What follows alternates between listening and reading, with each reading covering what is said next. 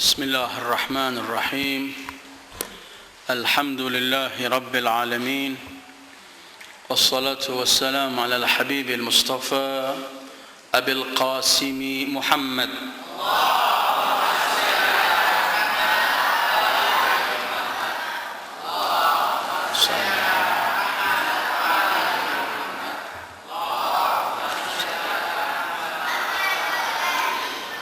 وآله الطيبين الطاهرين ولا حول ولا قوة إلا بالله العلي العظيم اللهم بحق محمد وآل محمد عليك صل على محمد وآل محمد وارزقنا ووالدينا وأزواجنا وأولادنا وذرياتنا من بعدنا حب محمد وآل محمد اللهم أحينا على ذلك وأمتنا على ذلك واحشرنا في زمرة من أحب محمدا وآل محمد مع محمد وآله يا كريم أيها الإخوة السلام عليكم ورحمة الله وبركاته.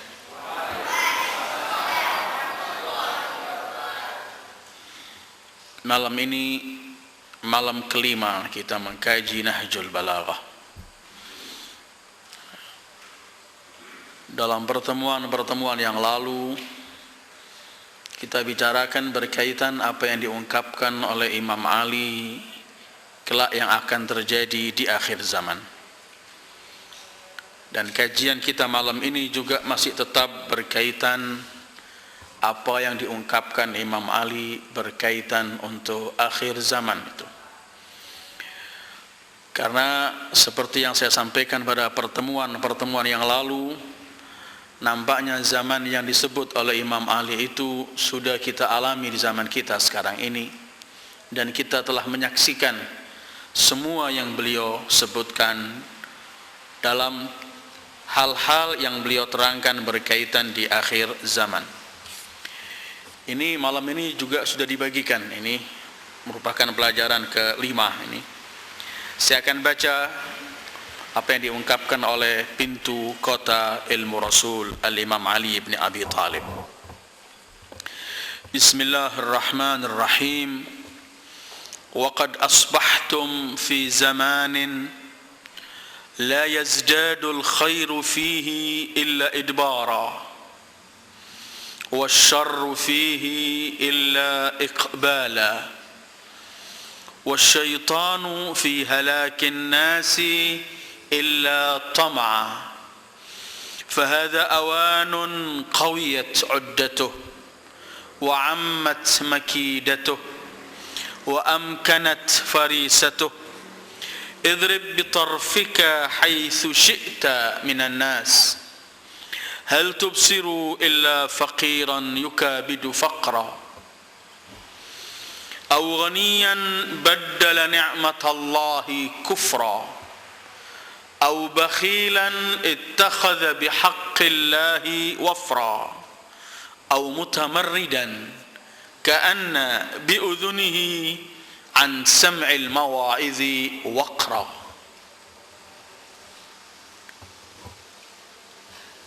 Imam Ali menyebutkan bahwa Anda berada dalam masa di mana langkah-langkah kebaikan sedang bergerak mundur. Langkah-langkah keburukan sedang bergerak maju. Dan iblis sedang meningkat dalam gairahnya untuk menghancurkan manusia. Inilah waktu yang perlengkapannya kuat.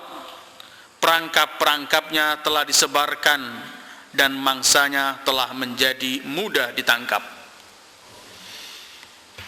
Lemparkan pandangan Anda kepada orang-orang di mana saja Anda kehendaki, Anda akan melihat entah orang miskin yang sedang menderita kemiskinan, atau orang kaya yang mengabaikan Allah walaupun nikmat Allah diberikan atasnya, atau orang kikir yang memperbanyak hartanya dengan menginjak-injak kewajiban kepada Allah, atau orang pembangkang yang menutup telinganya terhadap segala nasihat. Dalam ungkapan yang singkat ini, Imam Ali ingin menggambarkan apa yang sedang kita alami di masa kita saat ini.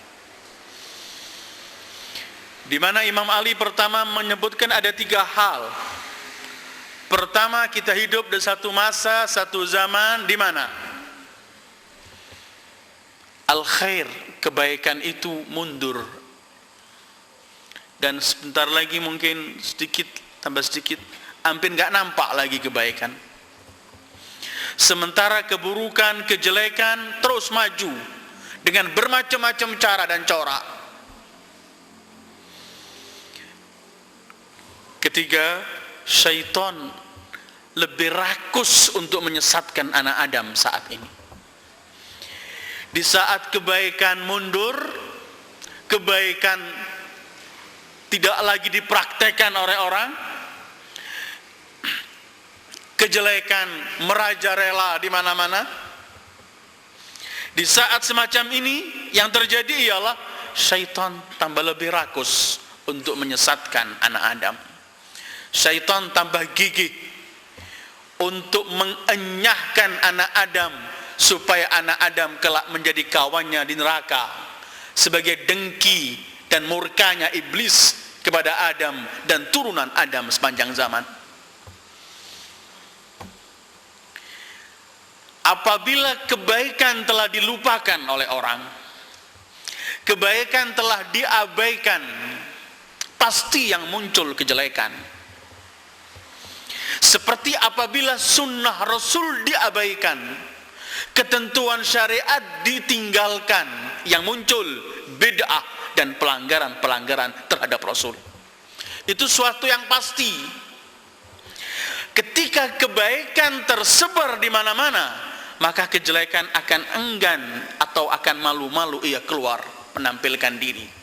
Tetapi ketika kebaikan sudah tidak lagi dipraktekkan, di mana-mana yang kita saksikan hanya kejelekan, maka orang yang mempraktekkan kebaikan sendiri akan merasa asing dirinya di tengah-tengah orang yang hobinya hanya melaksanakan atau memperagakan, mempraktekkan kejelekan, keburukan, dan pelanggaran-pelanggaran ketentuan Allah dan Rasulnya. Setiap al-khair fi idbar, menurut bahasa Imam Ali, setiap kebaikan itu mundur, yang maju ialah asyarr fi iqbal, kejelekan pasti maju. Dan memang beginilah ketentuan Allah, ada hak atau batil.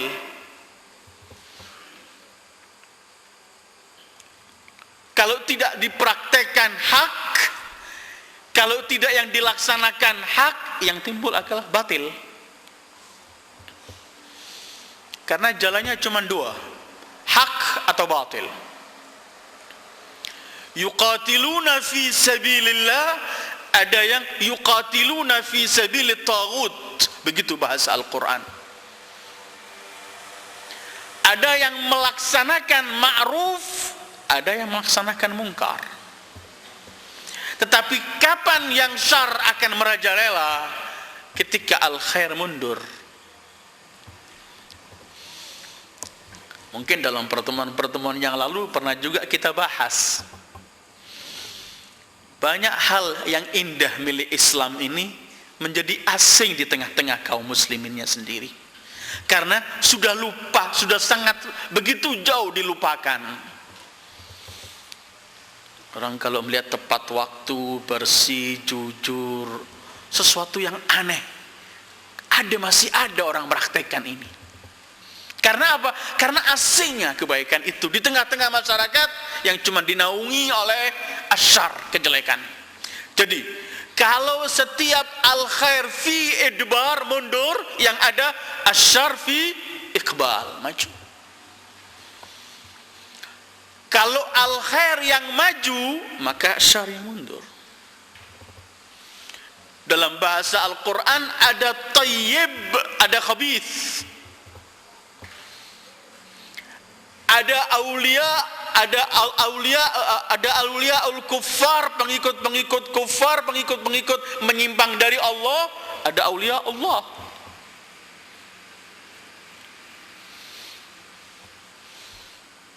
Iqbal pernah menggambarkan tariqani la thalitha lahuma, kata Iqbal, pujangga Islam yang besar ini, hanya dua jalan, la thalitha lahuma, tidak ada ketiganya.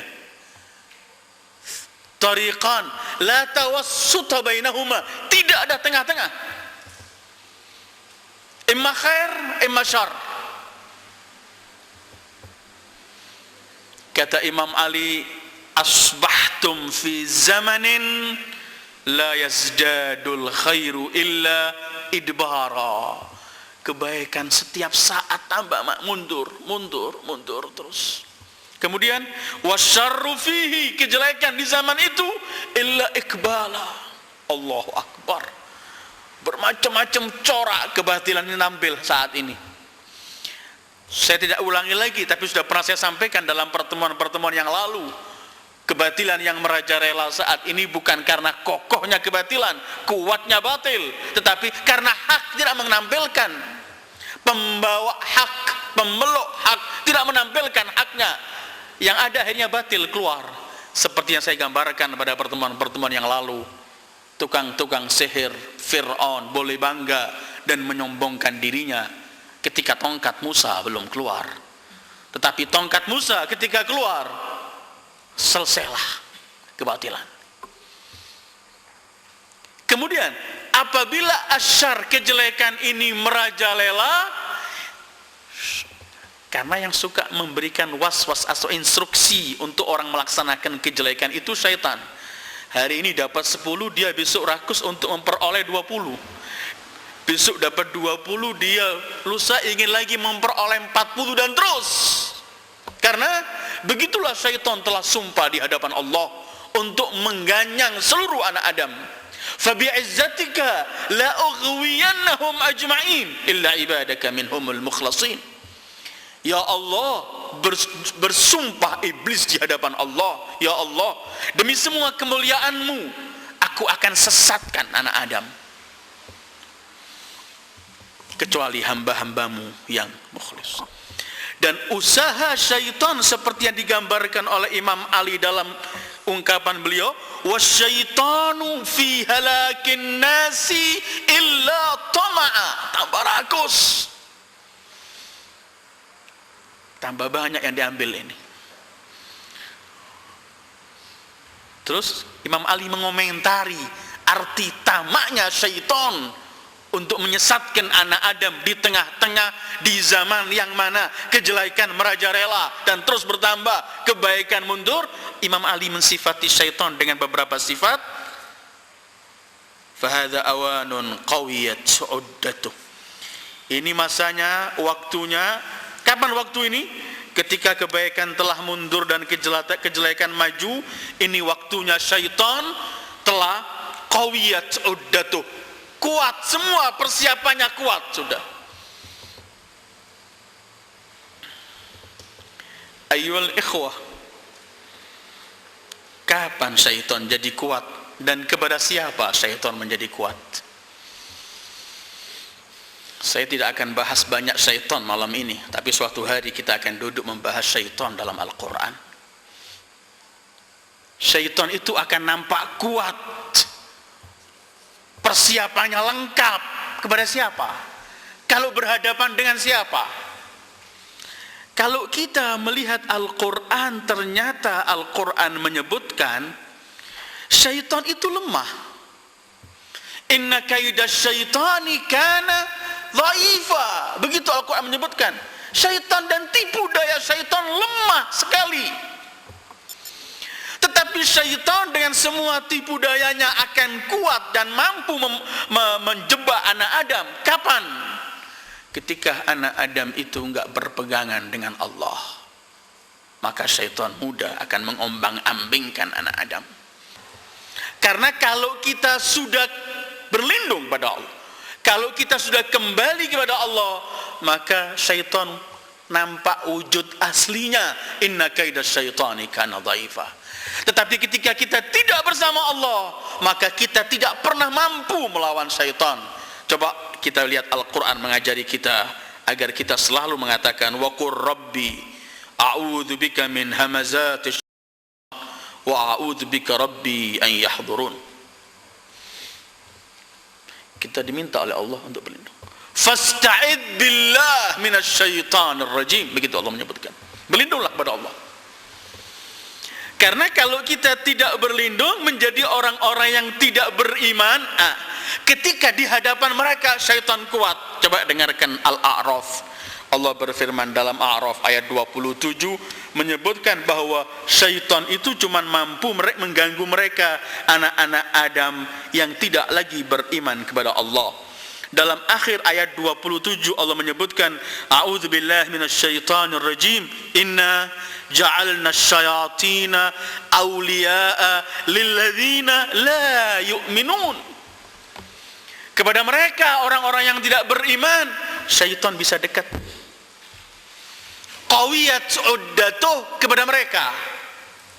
Syaitan ini kuat ayyuhal ikhwah. Kalau kita tidak bersama Allah. Tapi kalau kita bersama Allah, tadi itu inna kaidas syaitani kana dha'ifa.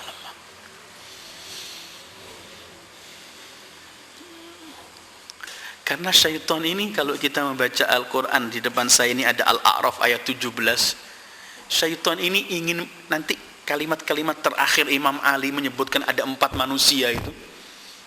Orang miskin, orang kaya, orang kikir, orang membangkang. Ini nanti memang barengannya syaitan. Orang tertentu ini dengan syaitan. Karena begini, syaitan itu usahanya untuk menyesatkan anak Adam ini dengan semua cara.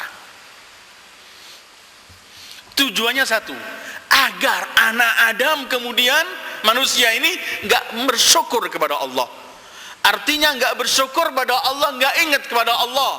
Karena setiap orang mensyukuri nikmat berarti mengingat kepada pemberi nikmat. Ketika syaitan usaha melupakan anak Adam agar enggak mensyukuri nikmat Allah, artinya mengusahakan anak Adam agar tidak kenal Allah, berikutnya tidak menghiraukan perintah atau larangan Allah. Surat Al-A'raf ayat 17 Allah berfirman, a'udzubillahi minasyaitonir rajim. Qala fa 16-17 ya.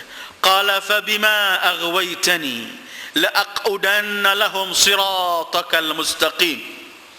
Thumma la'atiyannahum min bayni aydihim wa min khalfihim wa an aymanihim wa an syama'ilihim wa la tajidu aktsarahum syakirin. Karena engkau telah menyesatkan aku, dalam arti telah menghukum aku, wahai Allah, aku akan ganyang anak Adam, aku akan halau mereka agar tidak melewati jalan yang mustaqim. Kemudian aku datangi mereka dari depan, dari belakang, dari kanan, dari kiri, dari semua jurus. Kemudian wala tajidu aktsarahum syakirin. Sampai anak Adam tidak lagi bersyukur pada Allah. Dari depan dia ganggu kita, dari belakang, dari samping kanan dan samping kiri. Karena dua arah ini oleh Allah dijaga. Arah naik kepada Allah, mohon kepada Allah, Allah pasti akan selamatkan. Atau arah di bawah, sujudkan dahi Anda di hadapan Allah, Anda akan selamat dari godaan syaitan. Wala tajidu aktsarahum syakirin. Qawiyat uddatuh. Karena itu ayyuhal ikhwah, Imam Ali menyebutkan wa'ammat makidatuh. Selain kuat, telah menyebar luas kemana-mana. Dia sebarkan semua tipu dayanya. Allah, anak Adam kalau enggak bersama Allah pasti terperangkap dengan syaitan. Karena itu Allah kalau melarang kita dalam Al-Quran, Allah mengatakan, bukan cuma mengatakan jangan ikuti syaitan, tidak. Tapi Allah mengatakan wala tattabi'u khutuwatis syaitan. Syaitan punya langkah demi langkah. Dari langkah pertama jangan diikuti, karena dia licik. Dari bisik-membisik sedikit demi sedikit. Dan pandainya syaitan itu, salah satu senjata syaitan yang ia gunakan untuk menjerumuskan anak Adam ialah tazyin. Apa tazyin artinya? Menghiasi sesuatu yang jelek. Maksiat itu jelek, tapi dia oleh syaitan dihiasi, dipoles sampai nampaknya indah. Allah menyebutkan dalam Fatir ayat 8 atau Al-An'am 43, wa zayyana lahumus syaitanu ma kanu ya'malun. Zayyana, dihias oleh syaitan.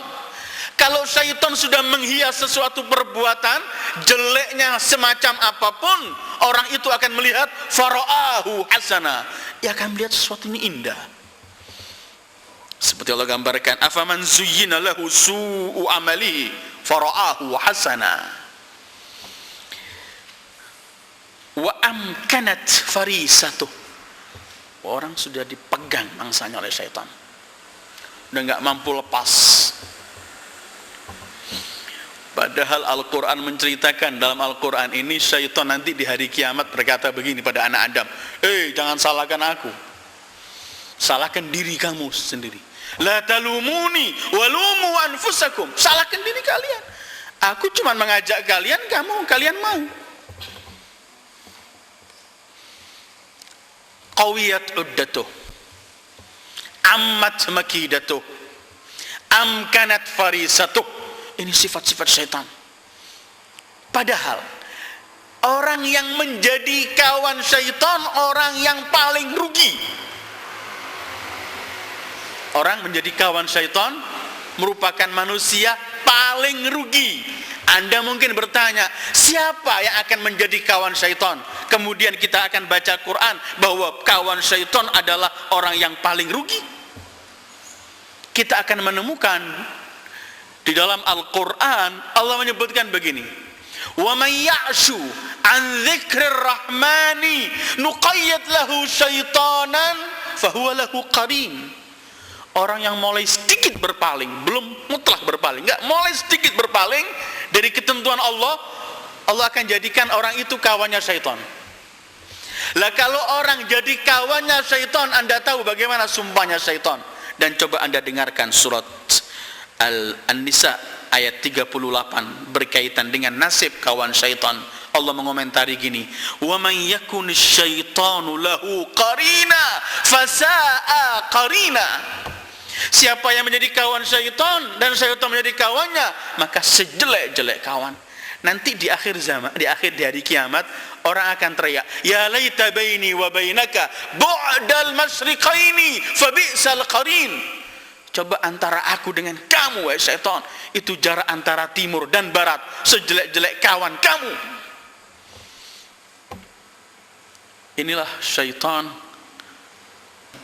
qawiyat uddatuhu wa ammat makidatuhu wa amkanat farisatuhu. Ayyuhal ikhwah, saya tidak bicara panjang syaitan, masih banyak pembahasan syaitan, tapi biar nanti dalam waktu tertentu kita akan bahas syaitan. Kalian ada pada satu zaman, kata Imam Ali, di mana kebaikan mundur, kejelekan terus maju, dan syaitan lebih ganas, lebih rakus, lebih tamak untuk mengganyang anak Adam. Inilah masanya syaitan sudah mempersiapkan semua persiapannya dan kokoh persiapannya. Kemudian amat makidatuh, di mana-mana disebarkan sudah. Muhammad Iqbal, mungkin antum pernah mendengar nama ini, Muhammad Iqbal, pujangga Islam yang amat terkenal. Dalam salah satu diwan syairnya, dia pernah menyebutkan judul diwan syair dia itu adalah Parlemen Iblis. Dia gambarkan iblis sedang duduk rapat dengan kabinetnya. Semua anggota pembesar-besarnya kumpul.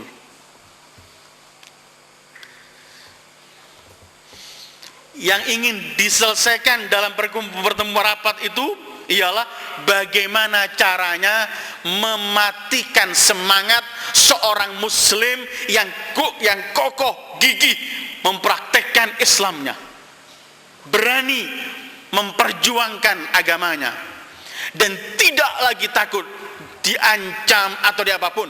Bagaimana caranya supaya pemuda yang semacam ini, seorang muslim yang konsekuen semacam ini, menjadi pemuda yang loyo? Iqbal menggambarkan masing-masing mengeluarkan pendapatnya, ditolak sama iblis, keliru. Sampai iblis enggak puas dengan semua jawabannya, kata iblis, dengarkan, inilah ketentuan yang akan kita selesaikan dalam rapat ini, yang bisa menjadikan pemuda muslim loyo, mati semangatnya, tidak lagi konsekuen dengan Islamnya, tidak berani memperjuangkan Islamnya, tidak berani lantang mengucapkan yang hak. Satu saja caranya, jauhkan dari pemuda itu, jauhkan Muhammad dari hati pemuda itu, cabut Rasulullah dari hatinya, pasti ia akan loyo. Dan itu salah satu kerja iblis. Ini salah satu makidah iblis. Yang ingin memperdalam ini silahkan baca buku di perpustakaan Anda, ini ada namanya buku Rawai'u Iqbal. Kemudian Imam Ali setelah menggambarkan 3 hal, kejelekan maju, kebaikan mundur, kejelekan maju, syaitan lebih rakus, dan sifat-sifat syaitan, beliau berkata, idrib bitarfika haitsu syi'ta minan nas. Palingkan pandanganmu kemana saja di tengah-tengah masyarakat ini.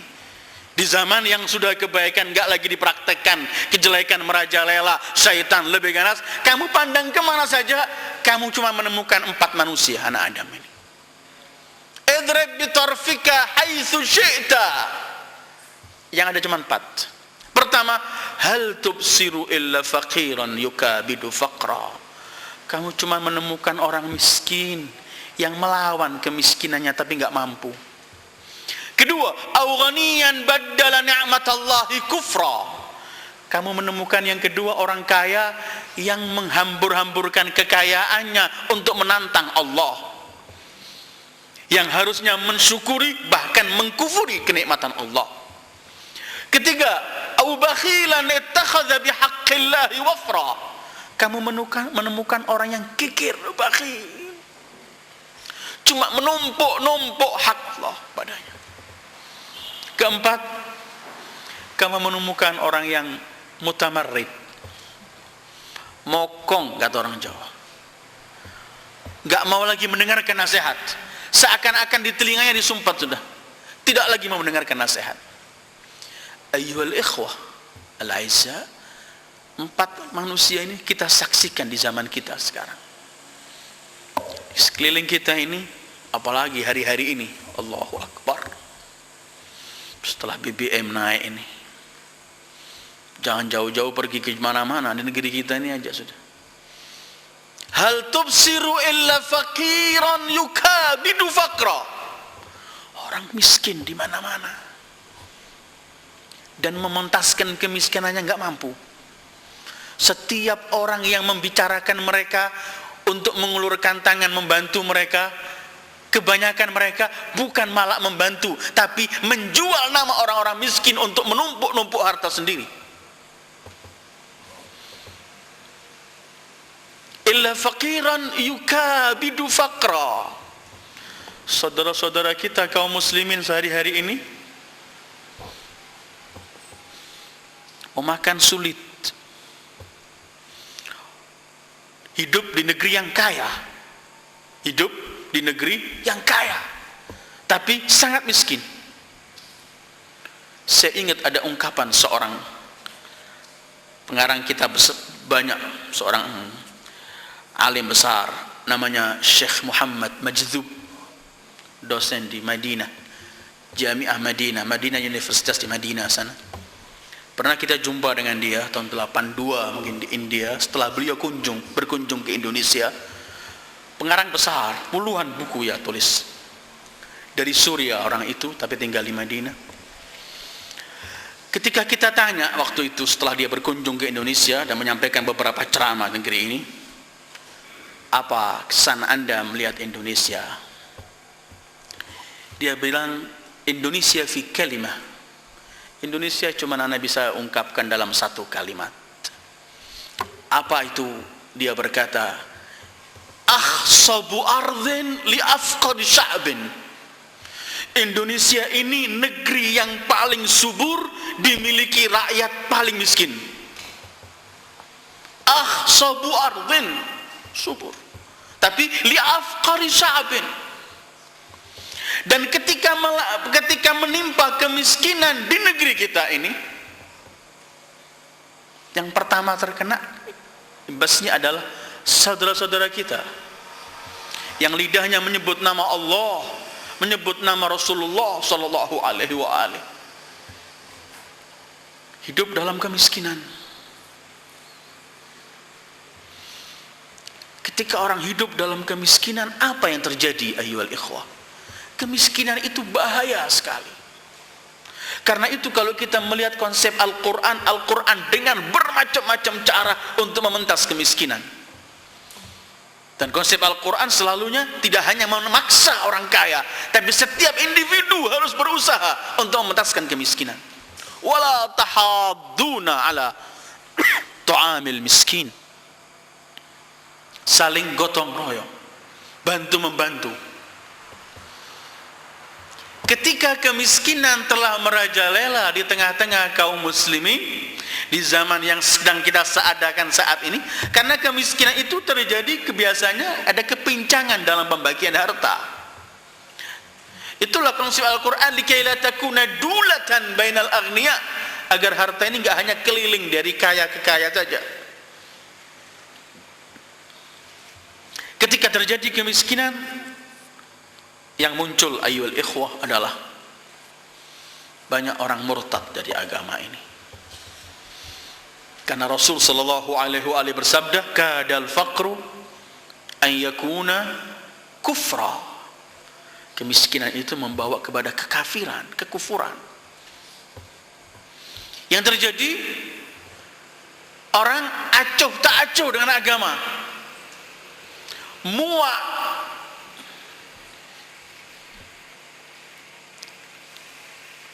Hari ini ia diajak ke masjid, pergi ke masjid.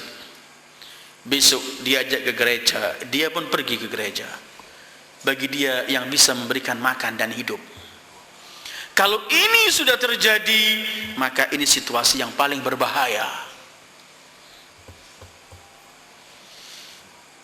Imam Ali pernah mengungkapkan begini, idza bakhilal ghaniyyu bimalih ba'al faqiru akhiratahu bidunya. Apabila yang kaya kikir dengan hartanya, yang terjadi si miskin akan menjual agamanya dengan dunia. Apalagi mereka pendidikan tidak ada.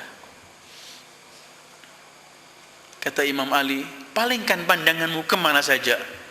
Di saat ketika kebaikan telah merosot, kejelekan maju, yang terjadi ialah palingkan pandang kemana saja kamu menemukan faqiran yukabidu faqra, melawan, mementaskan kemiskinannya, enggak mampu, tambah diinjak.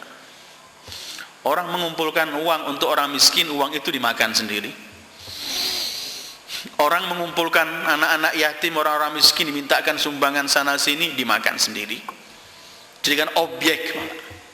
Yang miskin sudah enggak mampu melawan kemiskinannya, yang kaya malah merampas haknya.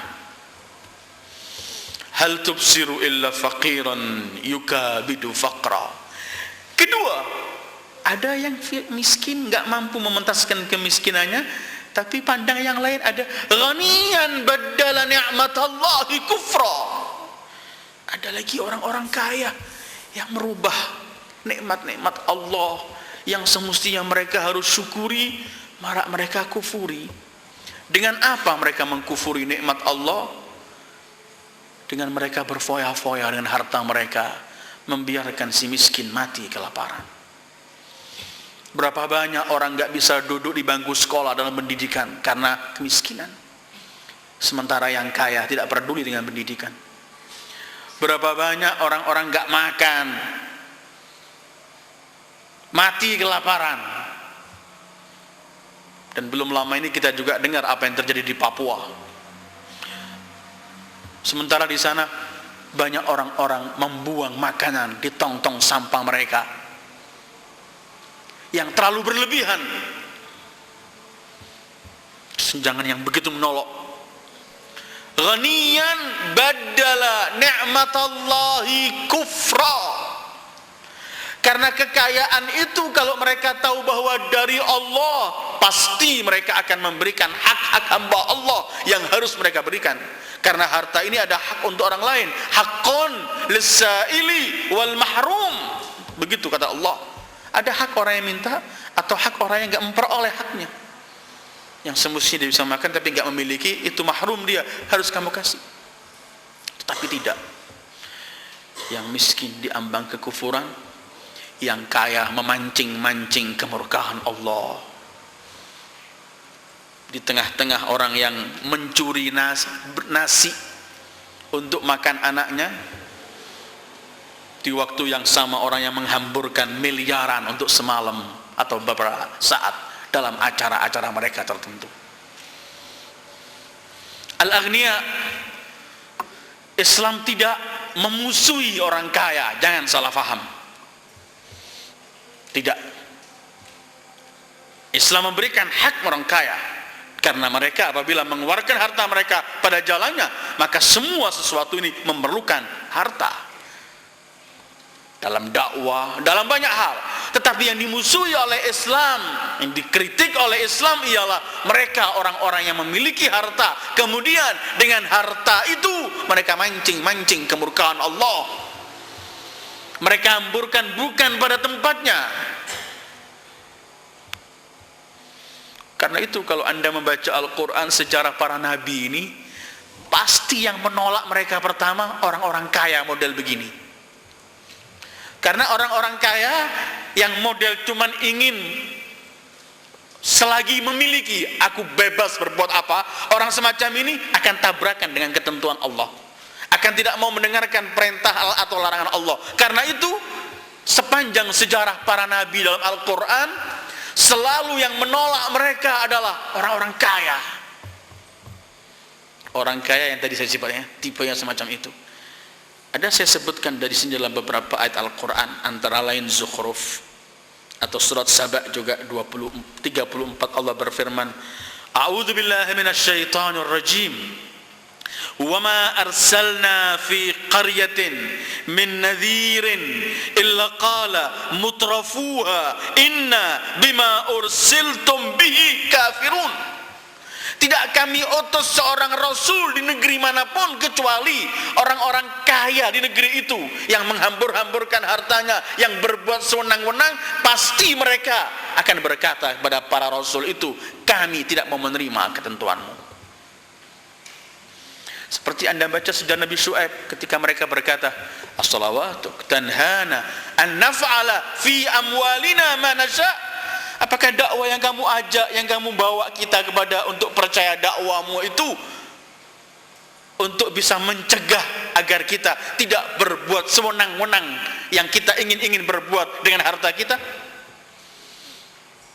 Atau kita menemukan wa kadzalika ma arsalna min qablika fi qaryatin min nadhirin illa qala mutrafuha inna ila akhir ayat dalam surat Zukhruf. Kami enggak menemukan ini dalam bapak-bapak kita, nenek moyang kita.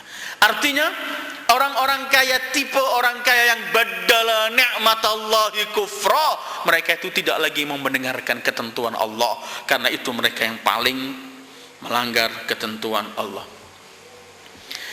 Orang kaya yang merubah kekayaannya semestinya mereka syukuri malah mereka kufuri, itu orang-orang yang memancing kemurkaan Allah. Anda bisa membaca dalam Al-Quran ayyuhal ikhwah surat Al-Isra.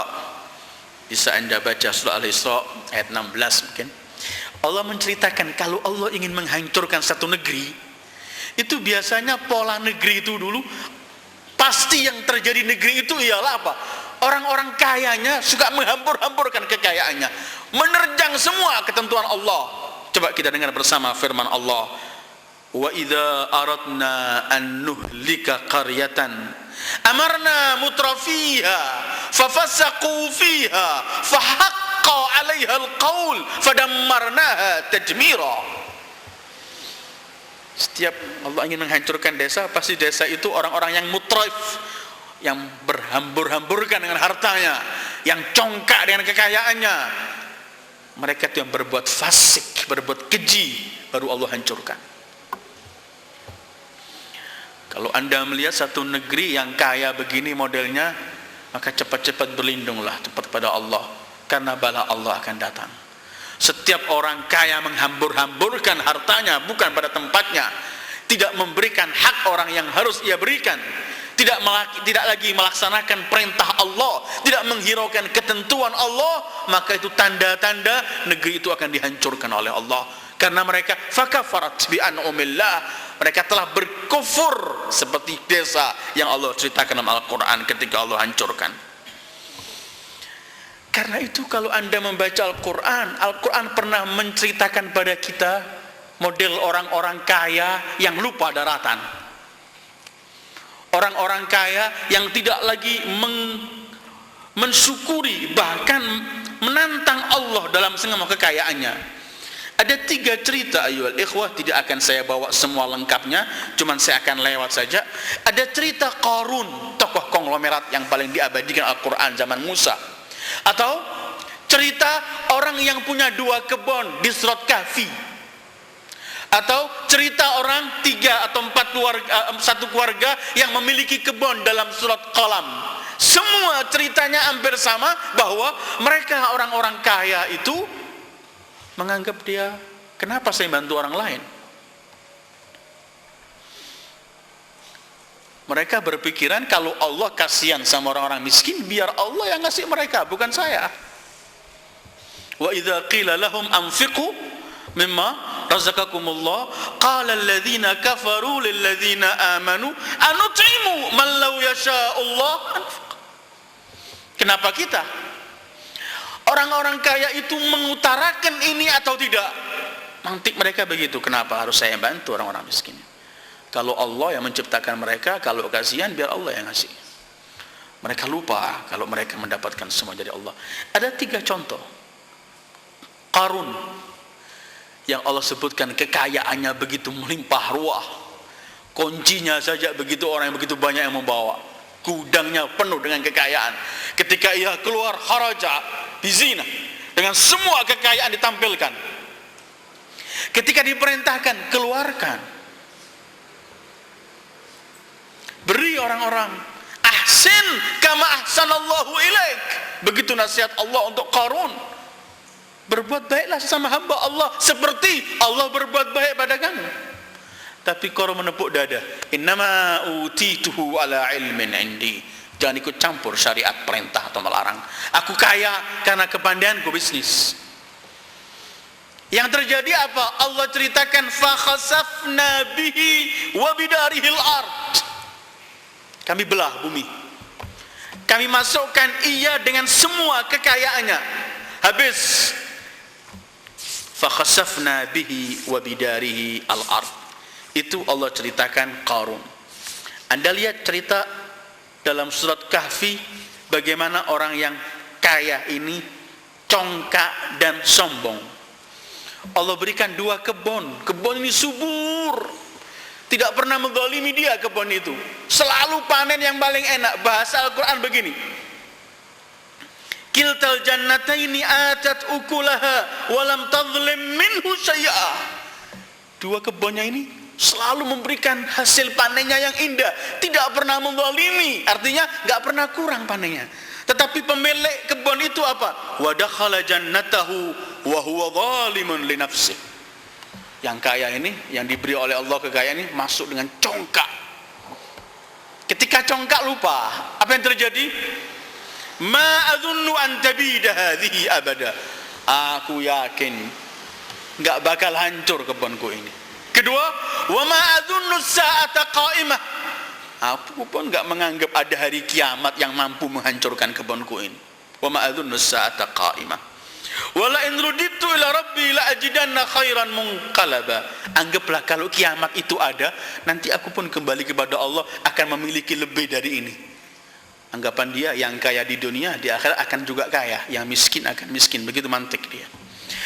Ketika sudah pada puncak sombongnya dan ia berkata kepada kawannya, qala lahu, dia berkata kepada kawannya bahwa ia merasa dirinya lebih banyak hartanya, lebih banyak uangnya, lebih banyak anaknya. Apa yang terjadi? Wa uhita bi thamari fa asbaha yuqallibu kaffai fiha wa hiya khawiyatun ala urushiha. Oleh Allah dihabiskan, dibakar semua kedua kebunnya itu. Dia cuma bisa yuqallibu kaffai, begini dia. Dalam arti Allah gambarkannya, Mbak, susah dia, sedih. Tetapi kata Allah, tidak ada yang bisa membantu dia ketika ketentuan Allah datang pada dia. Au ghaniyan baddala ni'matallahi kufra. Sisanya Anda baca dalam surat Al-Qalam, nasib pemilik kebun yang kemudian punya hasrat untuk enggak membantu yang miskin. Yang terjadi oleh Allah dibakar semua kebunnya dan mereka menyesali apa yang terjadi. Anda menemukan di zaman yang sudah kebaikan tidak lagi dilaksanakan, kejelekan merajalela, syaitan tambah rakus. Yang terjadi Anda akan menemukan manusia pertama miskin, gak mampu melawan kemiskinannya. Kedua, yang kaya tetapi dia menjadikan kekayaannya itu untuk memancing kemurkaan Allah. Orang kadang-kadang gak melihat asal dirinya. Ia lahir gak memiliki apapun, Allah berikan kepadanya. Karena itu Allah selalu memerintahkan kita agar ingat kepada pemberi nikmat. Ketika Allah berfirman untuk Bani Israel, ya Bani Israel adhkuru ni'mati allati an'amtu alaikum. Kenapa Allah merintahkan manusia untuk mensyukuri nikmat? Karena kalau kita mensyukuri nikmat, kita akan artinya mensyukuri pemberi nikmat, yaitu Allah. Kalau kita mensyukuri pemberi nikmat, Allah akan tambah kepada kita. Satu. Kedua, ketika kita ingat pada Allah, artinya kita akan konsekuen untuk melaksanakan perintah Allah dan meninggalkan larangan Allah. Ketiga, kata Imam Ali, lihatlah kamu akan menemukan au bakhilan ittakhadha bihaqqillahi wafra. Ya Allah, ada lagi tipe manusia ketiga ini di zaman orang yang kikir, cuma menumpuk hak Allah. Orang bakhil itu dia cuma menumpuk hartanya, tidak bisa menikmati hartanya, kemudian di akhirat mendapatkan hisab yang begitu panjang. Padahal Al-Quran menyebutkan kepada kita, orang bakhil itu orang yang paling membakhili dirinya sendiri. Artinya kalau ada orang bakhil itu berarti dia cuma menghancurkan dirinya sendiri. Karena yang mendapatkan kerugian dari kebakhilan itu dia sendiri. Dalam surat Muhammad akhir ayat Allah berfirman, A'udzubillahi minasyaitonir rajim. Wa may yabkhal fa innama yabkhalu an nafsihi wallahul ghani wa antumul fuqara. Orang yang kikir itu sebenarnya kikir untuk dirinya sendiri. Karena apa? Karena kalau kita berbuat baik, berarti kita juga berbuat baik untuk diri sendiri. Anda sekarang membantu orang, mengasih orang harta, uang, nampak sekilas yang mendapatkan keuntungan orang itu yang Anda beri. Tapi sebenarnya Anda terlebih dahulu yang memperoleh keuntungan ketika Anda memberikan harta itu kepada orang lain. Karena konsep Al-Quran gamblang, in ahsantum ahsantum li anfusikum. Kalau kamu berbuat baik, artinya kamu berbuat baik untuk dirimu sendiri. Sekarang Anda menolong orang buta tidak bisa nyebrang, Anda seberangkan. Orang membawa barang berat, Anda bawakan. Sepintas Anda meringankan orang itu. Tapi sebenarnya pertama Anda menguntungkan diri Anda, karena ini akan ada nilainya kelak di hari kiamat, yang Anda sangat memerlukan bantuan itu kelak di hari kiamat. In ahsantum ahsantum li anfusikum. Karena itu wa may yabkhal fa innama yabkhalu an nafsihi.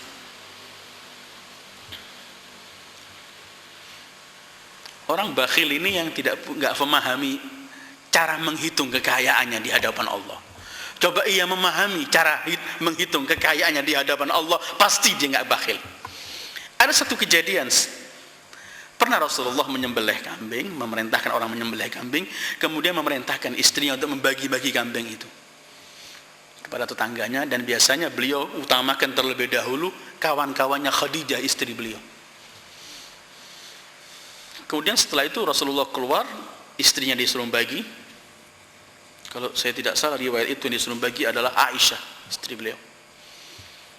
Rasulullah ketika pulang kembali ke rumah, Rasulullah bertanya, bagaimana kambing tadi? Habis semua, kata istrinya. Tinggal sedikit aku mensisakan untukmu, wahai Rasul. Kata Rasulullah, kamu jangan bilang begitu. Yang kamu berikan itu yang masih ada, yang sisa ini yang habis. Artinya Rasulullah ingin menggambarkan begini singkatnya. Kalau Anda punya uang 2.000 sekarang ini, yang 1.000 Anda berikan anak yatim atau orang miskin atau siapapun, yang 1.000 Anda taruh di kantong.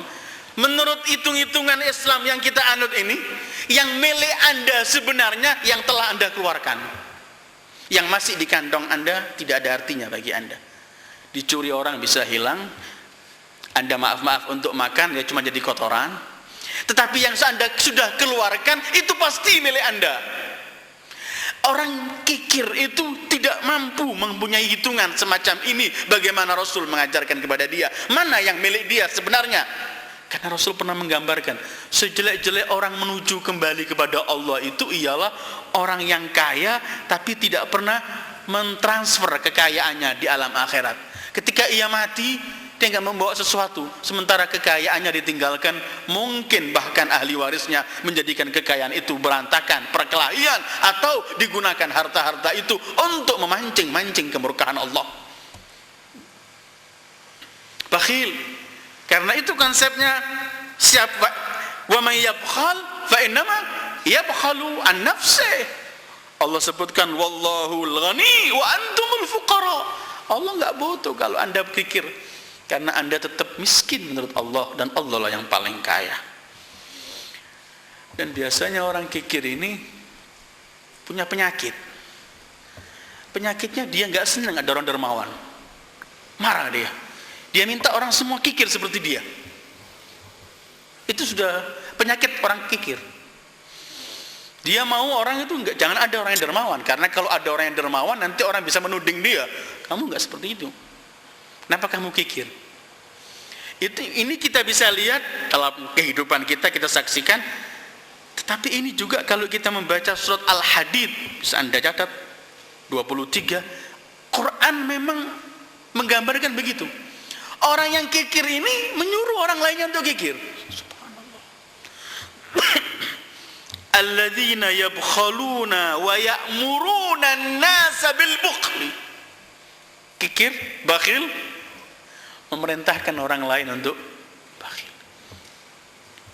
Apa yang bisa kita bayangkan hidup satu tempat yang kaya acuh tak acuh sama yang miskin, cuma bisa menghambur-hamburkan hartanya, memancing kekayaan Allah. Atau orang-orang yang kikir, menumpuk. Kadang-kadang orang ini memang punya penyakit kikir. Lau annakum tamlikuna khazaina rahmat rabbi la amsaktum khasyatal infaq wa kana al insanu qatura. Begitu kata Allah. Kalau kalian dititipi oleh Allah memegang kekayaan khazanah Allah ini, pasti kalian enggak akan menginfakkan. Karena tabiat manusia adalah ada kekikiran, qatura. Karena itu Quran menyebutkan orang yang paling bahagia, yang sukses ialah yang bisa melawan kekikirannya, kebakhilannya. Wa may yuqa syuhha nafsihi faulaika humul muflihun. Orang yang bisa melawan kemiskinan, kekikirannya, kebakhilannya, itu orang yang sangat beruntung. Orang bisa kikir semacam ini, kenapa?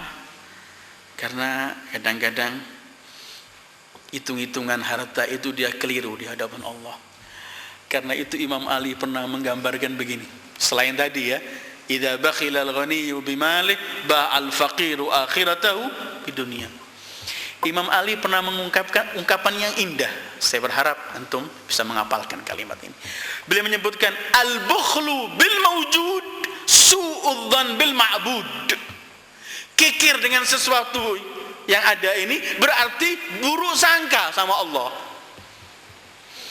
Adakah manusia yang lebih jelek daripada manusia yang berburuk sangka pada Allah? Kenapa Imam Ali menyebutkan al-bukhlu bil mawjud su'udzan bil ma'bud? Karena Allah kan dalam Al-Qur'annya telah berkali-kali mengatakan, berapapun kamu infak aku ganti. Wa ma anfaqtum min syai'in fahuwa yukhlifuh. Apapun yang kamu keluarkan aku ganti, kata Allah.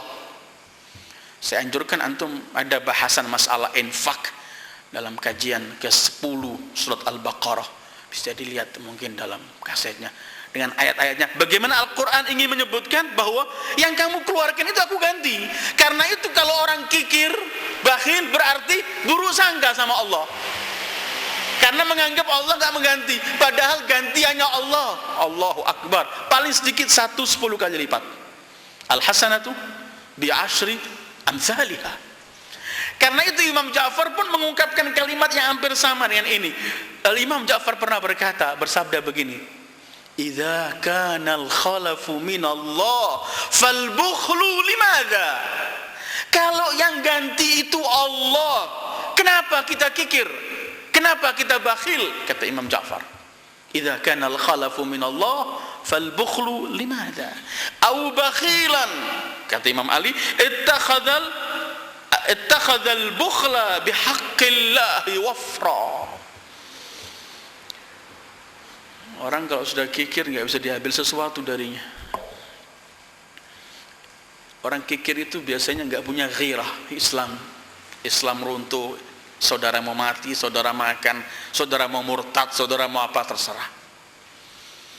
Dia mikirkan dirinya, padahal konsepnya salah.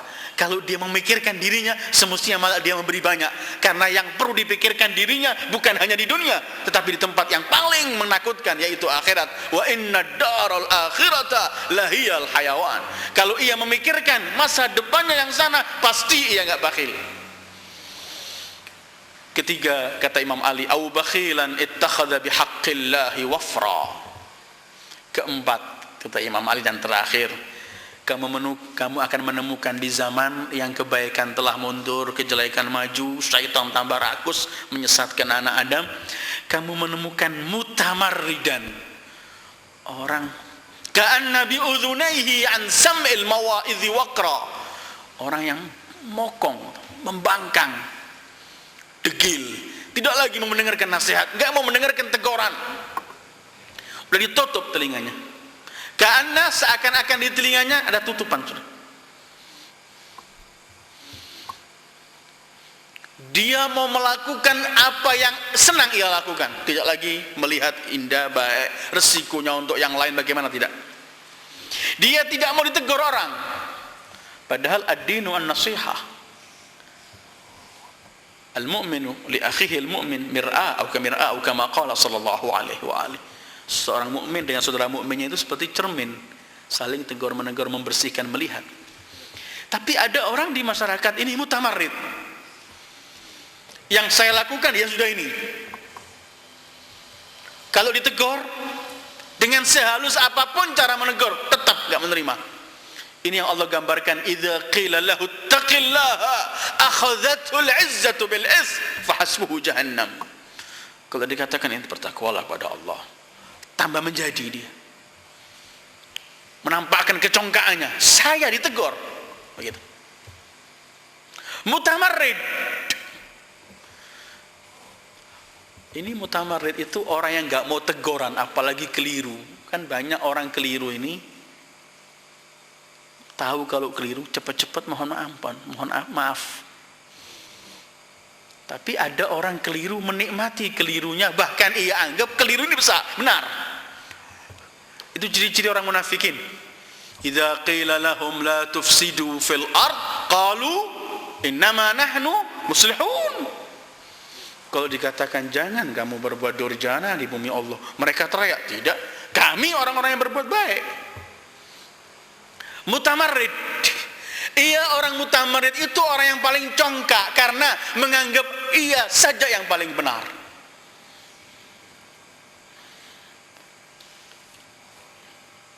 Bahkan kalau kita sebut mutamarid itu orang yang paling sombong sebenarnya.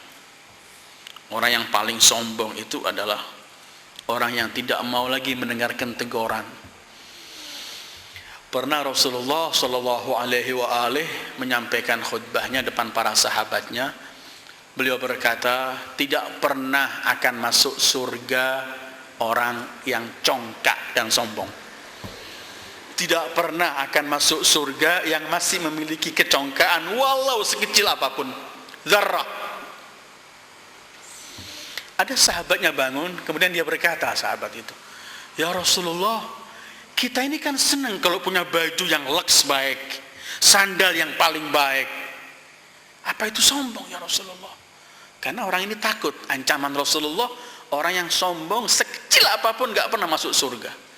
Dia memahami sombong itu ialah penampilan yang baju yang mahal, sepatu mahal, celana mahal, rumah mewah. Kata Rasulullah, tidak. Kemudian beliau memberikan pada kita definisi sombong sebenarnya itu apa. Beliau mengatakan, al-kibru batarul haq wa ghamtun nas. Sombong dan congkak itu ialah menolak kebenaran dan meremehkan orang lain. Mutamarrid yang ada dalam ungkapan Imam Ali ini adalah orang yang paling sombong karena dia tidak lagi mau menerima teguran, tidak lagi mau menerima yang benar, yang hak, dan itu orang yang paling congkak. Allah ceritakan pada kita mengenai umat Bani Israel, umat yang paling terkutuk ini. Afakullama ja'akum rasulun bima la tahwa anfusukum istakbartum. Di akhirnya fafariqun kadzdzabtum wa fariqan lil akhirah. Apakah setiap kami utus rasul yang enggak sesuai dengan hawa nafsu kalian? Istakbartum, kalian congkak di hadapan mereka. Artinya kalian tolak kebenaran. Menolak kebenaran itu adalah tipe manusia yang paling congkak karena al-haqqu ahaqqu an yuttaba. Orang itu, hak itu harus diikuti saja. Qaulul mu'minin dalam Al-Qur'an yang Allah ceritakan orang mukmin ini enggak memiliki ungkapan kecuali sami'na wa ata'na di hadapan Allah dan ketentuan Allah, ketentuan Rasul sallallahu alaihi wasallam. Tapi kalau orang menolak kebenaran, ini namanya al-kibru batarul haq wa ghamtun nas. 4 tipe manusia yang kita saksikan di zaman ini menurut Imam Ali. Faqiran yukabidu faqra. Orang miskin yang melawan kemiskinannya tapi enggak mampu. Kedua, ghaniyan baddala ni'matallahi kufra. Kaya tapi memancing-mancing kemurkaan Allah dengan kekayaan yang Allah berikan padanya. Ketiga, au bakhilan ittakhadha bihaqqillahi wafra. Orang kikir yang cuma menumpuk-numpuk hak. Keempat, au mutamarridan ka'anna bi'udhunaihi an sam'il mawa'idhi waqra. Ayyuhal ikhwah, ini yang perlu kita lihat, dan inilah situasi zaman kita sekarang menurut Imam Ali bin Abi Thalib. Kamu pandangkan kemana saja pandanganmu, kata Imam Ali, kamu menemukan 4 manusia ini. Apa sikap kita sekarang di zaman semacam ini? Kita cuma akan mengatakan, ya sudah begini zamannya, kita ikut saja. Seperti seorang syair yang mengikuti cara jahiliyah. Lama ra'aitul jahla fin nasi fashiyan tajahaltu hatta dhunna anni jahilu. Ketika aku melihat kebodohan merajalela di masyarakat, aku pun pura-pura bodoh supaya orang menganggap aku bodoh. Ini syair enggak bisa pakai. Konsep kita kalau al khair fi idbar, kebaikan lagi mundur, asyar fi iqbal, kejelekan maju terus, kita harus punya, kita robah sikap. Kita ayo mulai nawaitu melakukan kebaikan dan mengajak yang lain untuk berbuat baik, mulai mencegah kejelekan dan mengajak yang lain untuk tidak melakukan kejelekan. Kalau kita melihat sifat Imam Ali menyebutkan yang ketiga, syaitan begitu gigih sekarang menjerumuskan anak Adam. Ayo kita kaji apa tipuan-tipuan syaitan itu dan bagaimana cara kita melawan supaya kita enggak mengikuti syaitan. Kalau kita menemukan 4 manusia tadi, ayo pertama kita jauhkan dari 3-4 ini. Jangan jadi orang yang miskin dengan cara usahalah untuk berusaha semaksimal mungkin dan usaha mementaskan kemiskinan yang lain agar enggak terjadi kemiskinan itu, karena kemiskinan yang melanda saudara-saudara kita di zaman sekarang ini ialah ada yang merencanakan agar mereka kemudian mencampakkan Islam ini karena kemiskinan yang ada. Kadal faqru an yakuna kufra. Jangan sampai menjadi orang yang kaya lupa dengan hak-hak yang harus diberikan. Jangan sampai menjadi orang kikir kemudian tidak lagi melihat apalagi membantu nasib orang lain. Dan jangan menjadi orang yang mutamarrid, membangkang, tidak lagi mendengarkan nasihat seperti disebutkan oleh Al-Quran ketika Allah mensifati orang-orang Yahudi, qulubuna ghulf, hati kita telah penuh, jangan kamu nasihati lagi wahai Muhammad. Tidak, tapi kita dalam kondisi semacam ini, zaman yang disebutkan oleh Imam Ali semacam ini, kita kembali kepada ajaran Islam yang dibawa oleh Rasulullah sallallahu alaihi wasallam. Bantu semaksimal mungkin. Karena itu mudah-mudahan tetap berjalan yang antum lakukan setiap hari ini.